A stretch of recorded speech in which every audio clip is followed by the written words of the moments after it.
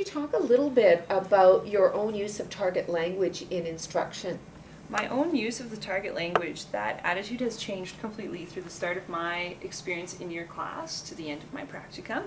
At the beginning, I was very dubious about the idea of teaching only in the target language, but my mentor teacher was really funny because he'd sit at the back of my class and say, too much English, but he'd say this in Spanish, right? So I had to switch back into Spanish and keep going, and now I find it really hard to stand in front of a group of people and not speak Spanish, as I found doing a classroom presentation in one of my classes last week.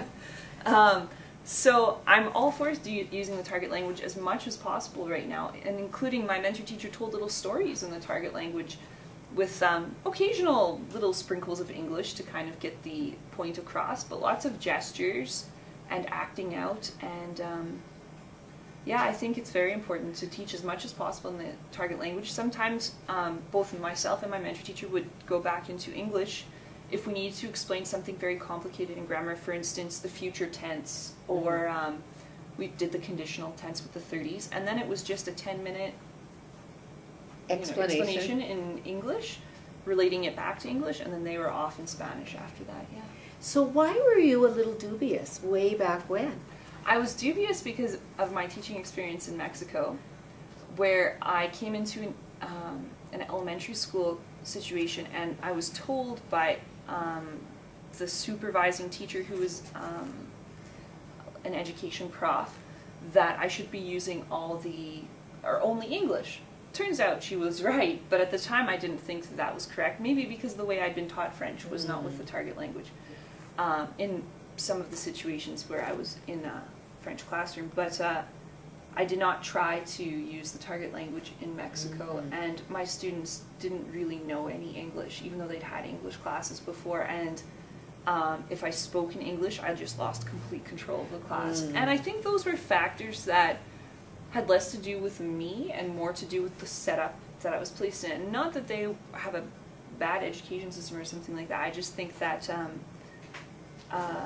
it was a big classroom, like 40 students, and in one of my classrooms, one classroom, I absolutely had such a hard time using English because I had 7 or 8 students who, like, clearly to me had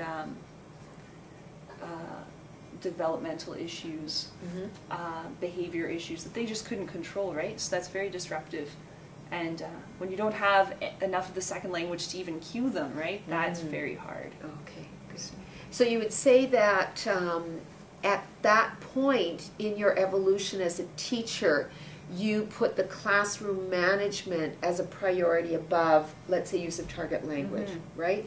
And then what made you make that switch? Was it observing your mentor teacher and realizing it could be done? Was it the expectation he had set for you? A lot of it had to do with this class that we took and just looking at the amount of exposure it takes for a student to learn that language.